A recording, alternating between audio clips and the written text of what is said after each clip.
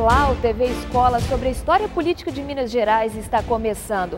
E nesta terceira teleaula, vamos fazer um paralelo entre a capitania das Minas Gerais e outros lugares do Brasil colônia.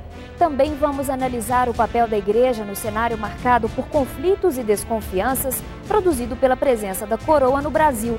Afinal, será que Minas era um bom lugar para se viver naquela época?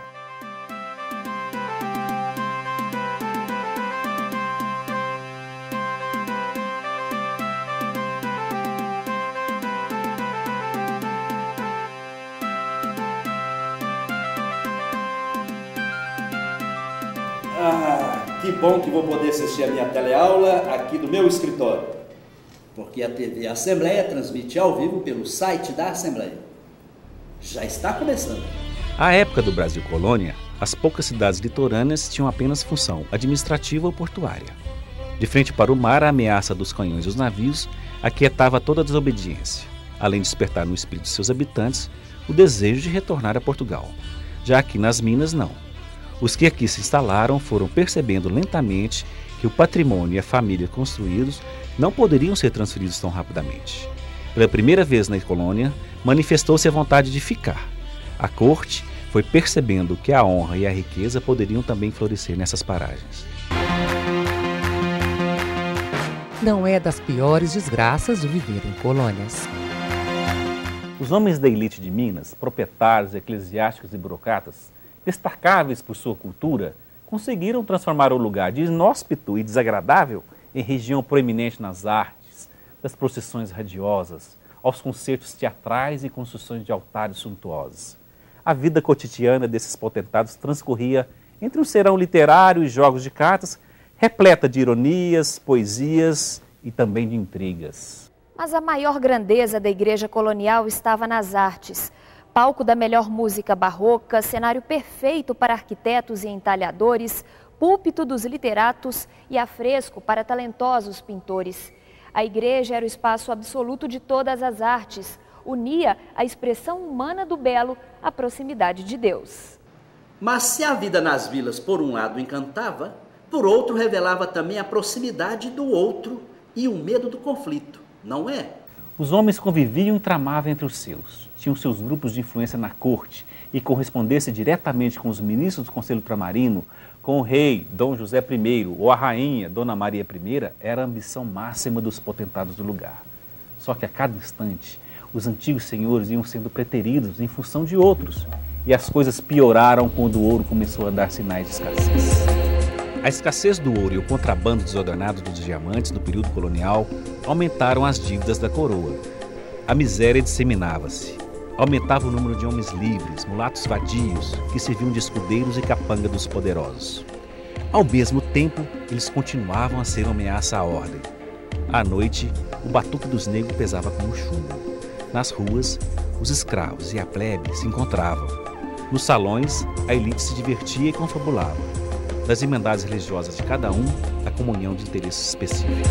Para lidar com tantos interesses, a coroa encontrou algumas saídas. Uma delas foi a expulsão das ordens religiosas das Minas.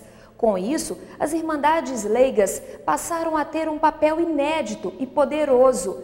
Não só os padres, mas o homem comum passou a ter um compromisso com os ritos e com o sagrado.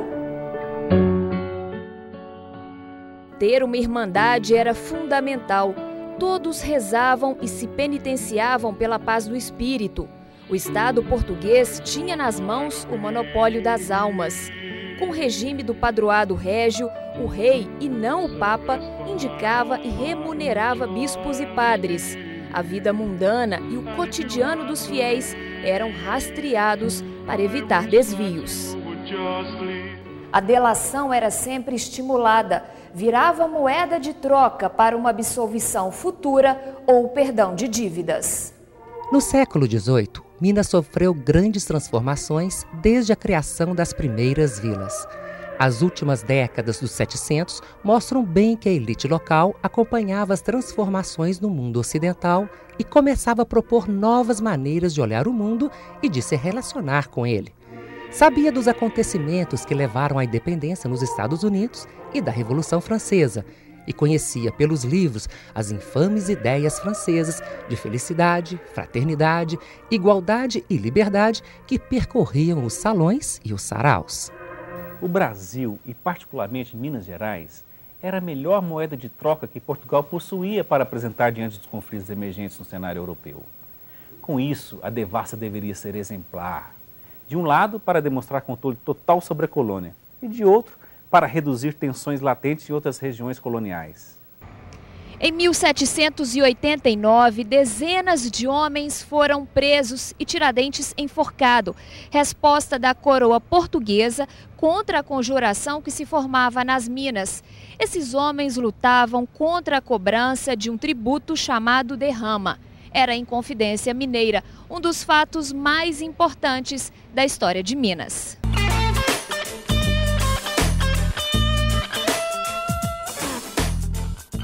O que você entende por liberdade e igualdade? A liberdade é a capacidade que o indivíduo tem de exercer a sua vontade e as suas necessidades da maneira que melhor lhe convier. Para você ter igualdade, você tem que ter um tratamento justo, uma sociedade voltada para isso. Caso contrário, não é meramente uma utopia.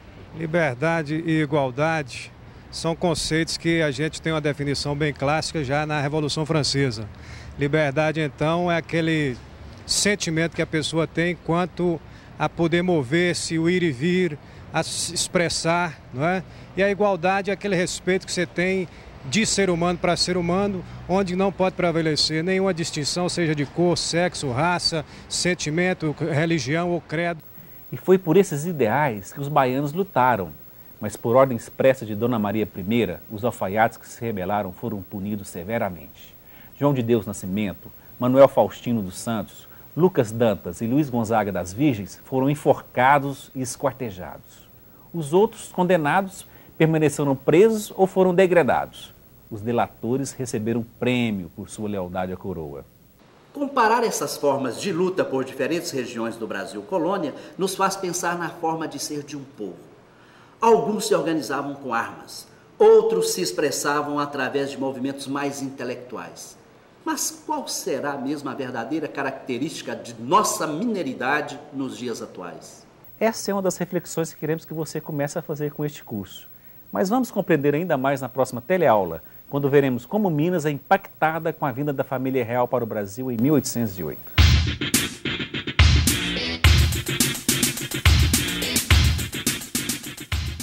Na teleaula de hoje, você viu como as riquezas de Minas Gerais impactaram as artes, a cultura e a religiosidade no período colonial. Também viu como o povo reage diante da cobrança de impostos por parte da coroa portuguesa. A luta pela liberdade e igualdade começa a eclodir no Brasil. Inicia-se um jogo de poder que vai alterando a vida nas vilas. Cenário que muda ainda mais com a vinda da corte portuguesa para o Brasil. Nos encontramos na próxima teleaula. Até lá!